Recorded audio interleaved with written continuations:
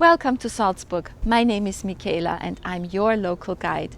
Today I'd like to show you some of my favorite modern art sculptures in the midst of the historic center. Come join me on a walk of modern art.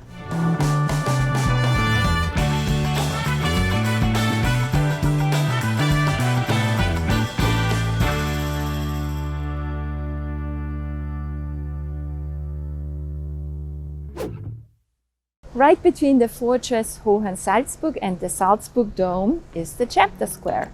And the famous German artist Stefan Balkenhol decided to use this square for his sculpture called Sphere. The sculpture is about 9 meters high with a base, and it shows a male figure standing calmly on top of a golden ball. The man wears a white shirt and black pants and has no expression in his face.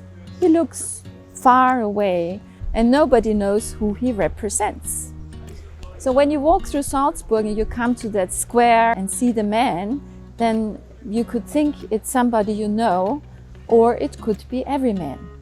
This sculpture represents something different for everyone, and that was the intention of the artist. For me, it represents the biggest Mozart chocolate in the world, and every man likes it.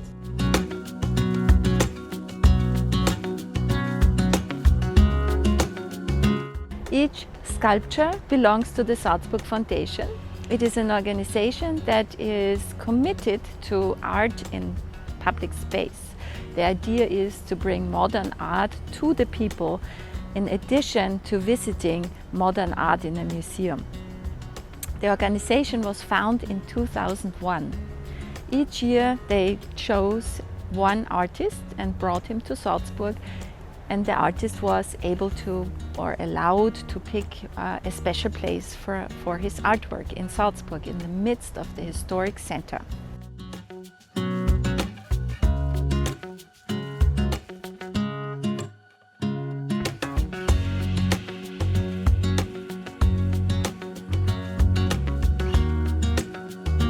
Walking along the Mönchsberg mountain, you will soon find the Sky Space. This is a sculpture of the American artist James Turrell. He used the space right next to the Museum of Modern Art. As a pilot himself, he also was fascinated by the sky, and he decided to use the sky in his piece of art.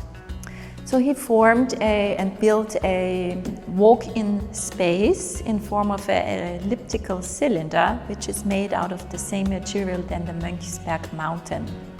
Just walk into the space, take a seat, look around and look up to the opening in the ceiling. You will be able to enjoy the natural play of light. You will see the sun rays coming in different angles and also the different formations of the clouds. All this will always give you a different view and impressions of the art and the sky.